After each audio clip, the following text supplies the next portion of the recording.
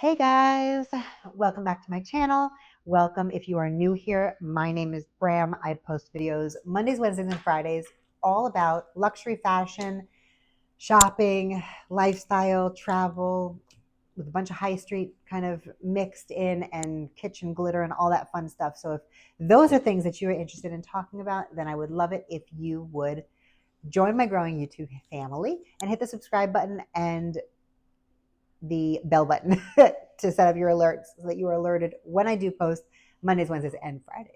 Today, I am here to talk about the bags that popular designer bags that I would never buy new from store or that I would just never buy. But mainly, I'm talking about new from store that I just don't think are worth the price of whatever they are retailing for. So, disclaimer, these are all my opinions. Okay. So if any of these bags speak to you, if you love them, if you have them, if you purchase them new in store at the current price and you wear it all the time, or you just love having it in your collection, this is like, I'm not trying to make anybody feel bad about their decisions. Those are your decisions. If you're happy with it, that is all that matters. That is what we're here for. This is fashion. It's not brain surgery. And it's all about being happy and loving how you look and what you're wearing. And, you know, so all these things are meant to make you happy. And if they make you happy, then they make me happy. And that is that. So, that being said, let's get into it. First one is first. The Lady Dior is the first on my list. I actually really like this bag, but it is very structured and very ladylike, I guess, for lack of better words. I just think I think it's expensive. Number one, I think that it has gone up a lot in price. It is expensive and you can do better on the secondhand market, in my opinion. You can definitely get it for a better deal if you're looking for it. For me, I probably wouldn't purchase it ever at all. I mean, it's been out obviously forever. And I don't even know the year that it launched, but obviously for my whole luxury and designer purchasing and loving life, it's been out. I've never owned one, and it's one of the few bags actually that I've never owned. Like I've owned many and I've sold many, and I've said this many times, and I've had so many different styles, but the Lady Dior is one that I actually never really was interested in. It is just a bit too structured for me. It's a bit too ladylike. It is a bit too buttoned up and conservative for me personally and my style. I can appreciate them on other people. I have thought about it in the past. I love the ones like with the crystal charms, like the Dior. I love it when it's like fully paved. They have some very beautiful versions. Also, like the art ones that are in collaboration with different artists that they do, like I think it's once a year. I'm not a huge Dior fan, so I don't know all this stuff, but there are some that I think are very, very beautiful. And there's ones that I've seen before that I'm like, oh, that might be one that I would actually wear. But to me, it's just not worth the price. For the price that is new in store, A, if I ever thought about it, I would do it secondhand. And B, I would rather put those funds towards something else that I know that I'm actually going to use and that I actually really love. So yeah, that one it's not on my list of things that I would ever purchase. However, I do really, really love the DJoy. And I think it's because it's sort of like an edgy twist on the Lady Dior. I do like a more relaxed bag, but in the DJoy, for some reason, I just think that the East West like style of it all lends to just an edgier, cooler vibe, I guess, and a little more. I just think it looks a little more casual. So I feel like I could actually use that on like a day to day basis. And now to be fair, I don't use any of my bags on a day to day basis. I literally change bags every single day. I don't wear, it's rare that you'll ever catch me wearing a bag 2 days in a row unless I'm on vacation somewhere or I'm somewhere else where I can't get to like the rest of my bags and I've only brought like one or two, which never really happens. But I just don't like using them every day. I feel like it puts unnecessary wear on them. And I know that the point is to wear these items, but I don't like my items to look worn. So I really kind of handle them all sort of a little bit precious because I worry about that. So, um, I wouldn't wear this bag every day, but I do mean that like it is, to me, it is something that you can wear from day to night, that you can wear with jeans and a t-shirt, that you can wear just like more dressed down, and you can wear it on a daily, like just for daily errands, versus the Lady Dior, which to me is just very buttoned up and sort of is a little more proper and looks like you need to be dressed with it. Like you're going for brunch, you're going for dinner, you're going to like the theater, you're going somewhere with the Lady Dior. But with the DJoy, I just think that like it's much more cool. Like it's just cool, and you can wear it shopping, and you can wear it wherever you want. It just goes, in my opinion, with like I can wear it with sweats. Like, and that's always my question. Like, can I wear this with sweatpants? Yes, okay, and I would totally wear that with sweats. So the DJoy is not the same to me as the Lady Dior. Although I probably wouldn't buy the DJoy new from store. I would definitely purchase it on the secondhand market because I have seen it for some decent prices. And I would probably go for, I don't know if it's the small or the medium because I haven't been in store to see it. Definitely not the mini is all I know. And yeah, so the DJoy is on my list, and the Lady Dior is not on my list. The next one is the Capucines. I I like this bag. I like the new soft version that they brought out, although that is also something that I wouldn't purchase. It's not that I don't like this bag, it's that I've seen the price increase from, I want to say when it came out, it was like in the $3,500 range. I could be wrong, but that's what I remember. To now, like 7,000 bucks or whatever it is. I like double the price. I can't wrap my mind around that. And I just don't think that, in my opinion, it's really worth it. Do they make some beautiful capucines? Yes.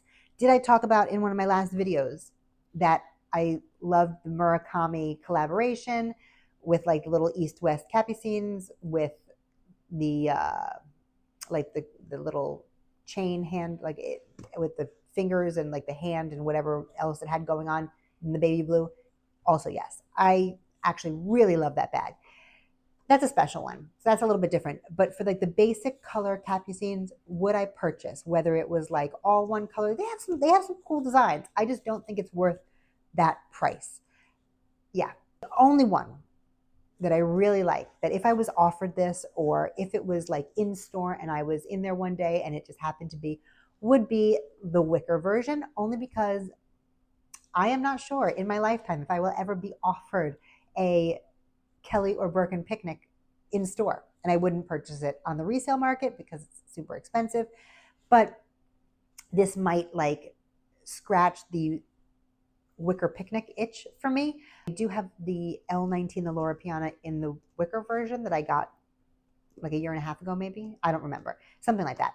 It's cute. I love a picnic bag for summer. And because I live in perpetual summer, it is something that I would get more use out of, I think, than if I lived like in New York or somewhere that wasn't summer all the time. So I do think it's one that I could definitely see myself using. Yeah. So that would be the only version that I would be like, yes, in store, it might be worth it. But all of the other ones, besides the Murakami that I mentioned, is definitely on my no buy, specifically at retail list. It is also a structured bag, and again, it's just not really my style to be so like buttoned up and ladylike. And so yeah, so it wouldn't go with my stuff, in my opinion, and just isn't worth that amount of money. I would rather put that towards something else that I really love. Like, I mean, shoot, a lot of these bags at this point are like literally almost to the point of a Birkin or a Kelly. So it's, yeah, I'll wait on an offer again. You know what I mean? All right. Next one. And this is one that I wouldn't buy, whether it was in store or at like a great price on the resale market. I just wouldn't buy it, period. I have seen it styled really nicely on my Instagram and whatever. It's just not my style at all. And that is the Garden Party. Yeah, I know that the reason that many of us love Hermes is because we like the colors of the leather, we like the different leathers that they offer, like it's the craftsmanship, it's all that stuff.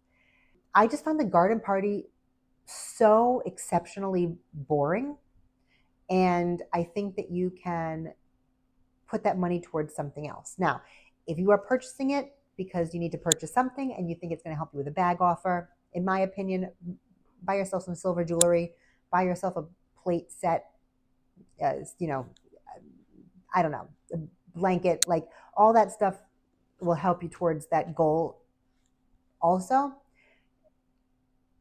I just think that the garden party is like kind of just so boring. I've seen it, like I said, some people can totally pull it off. I don't think my style is ladylike enough to be able to pull it off and make it look pretty or interesting in the least.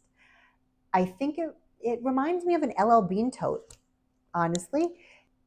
Yeah, except LL Bean, like you can put your initials and it's like usually in like contrasting colors or something. So to me it's a little more interesting than the garden party, but it gives me like LL Bean vibes. It is just very basic and boring, and it is one that I just would not purchase either direct from store or resale. Yeah, I just wouldn't. Next one, the Margot bag. Now, I actually have grown. This is what happens to me, and this is why it's kind of like never say never. But yeah, I can appreciate, I think, this bag from afar, and maybe if like a good dupe comes along, I would do that, or if like there was an amazing deal on the secondhand market.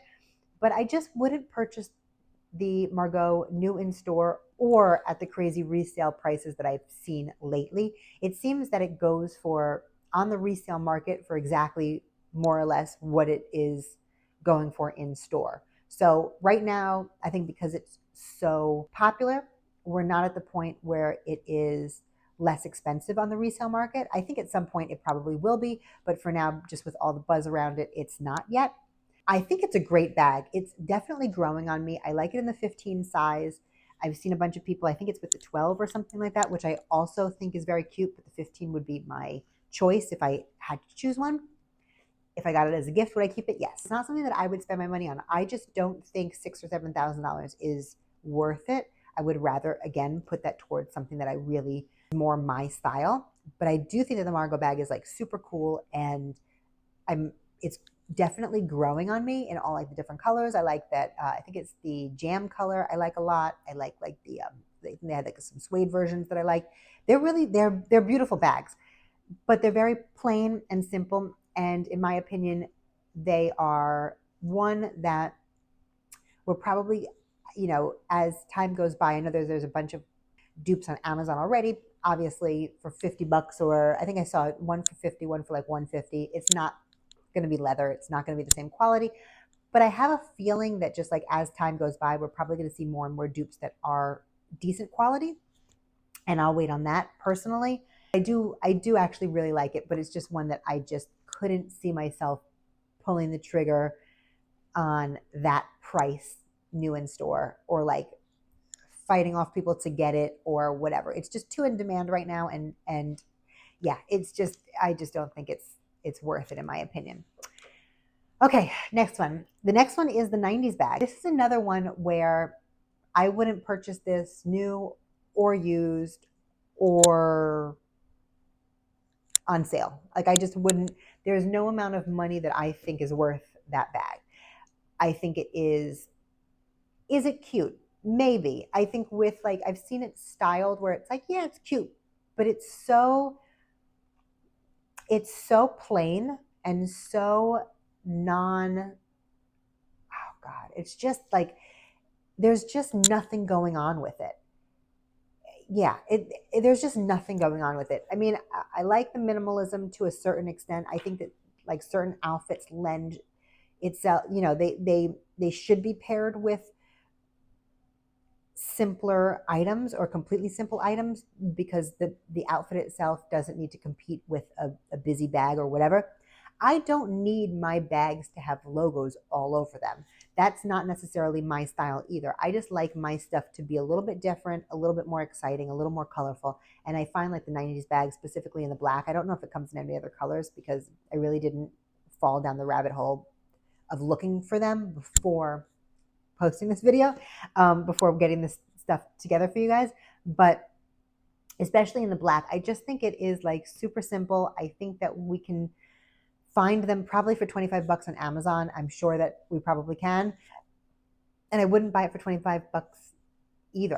I just, yeah, it kind of looks like a pencil case on a skinny strap. And it's just, I don't get it. I just don't get it. Yeah. So that's another one that I wouldn't purchase no matter what. The last one that I have on my list is the classic flap.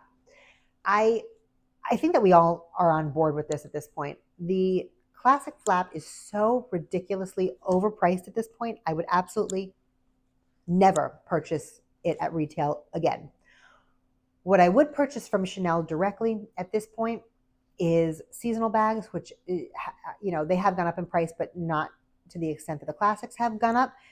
Yeah, I like seasonal bags anyway. I like the more exciting ones. I like prints, things like that. I've had jumbos and maxis before. I don't think I've ever had any mediums. I don't think so. But I have had jumbos and maxis before that I loved and kind of got over and sold. And am I kicking myself now? Yes, definitely. Should I have not sold them? Yes, I should have absolutely not sold them because I got them many years ago when the prices were decent, you know, but I did. And would I ever add another classic flap into my, you know, would I ever purchase one for my collection? Yeah. Probably not black or beige. Probably not. Maybe beige. I don't want to say definitely not. I'm more, like I said, I'm more into the seasonal bags. I'm more into, like, I just added a black patent jumbo XL, the vintage one, to my collection. Am I open to more vintage ones? Yes. Am I open to, like, beige? Maybe yes, if I found a great price. Grays, bright colors, yes.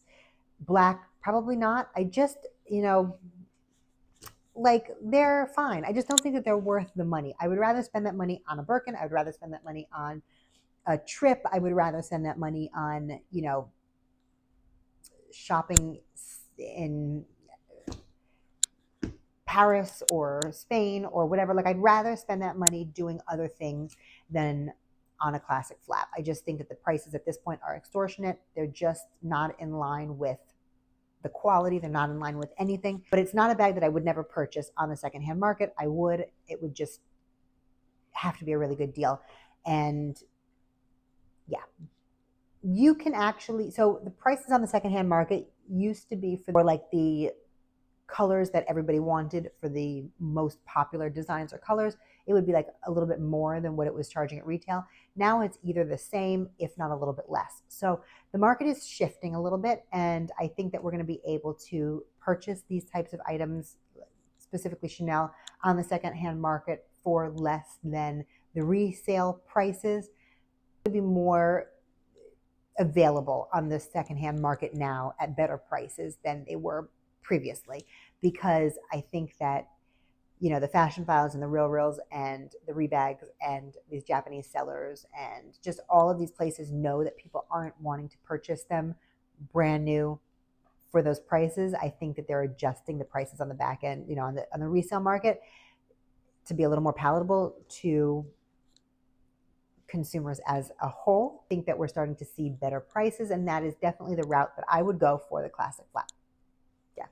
And I think that kind of wraps up my list. Yeah. I would love to know if you agree with me, if you have any bags that are in your mind that you would absolutely, that you might like, or that are really popular and you know they're popular, but you would absolutely never spend the money on retail price, or that you would just never spend your money on, period, that you don't understand why people love these specific bags because you think that they're hideous or boring or whatever. I would love to hear your opinions on it, and let me know if you agree with my list, or if there was anything in there that you actually have and love and purchase at retail, or that is on your wish list for the year, or whatever it is. And thank you for joining me. If you have not already subscribed, again, it's free.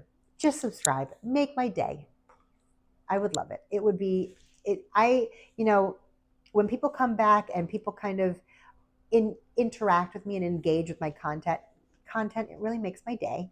And kind of, this is what I do it for. So I would love it if you would subscribe. And if you liked this video, if you can give it a thumbs up, that would also make my day. It kind of trains the algorithm to know that people are liking my content and they'll push it out more is, yeah, it's the biggest compliment to me if you could do that. And I think that's it, guys. That wraps it up. So I will see you guys in the next one. Thanks for watching. Oh, and I'm posting up another video here, just in case you haven't seen it.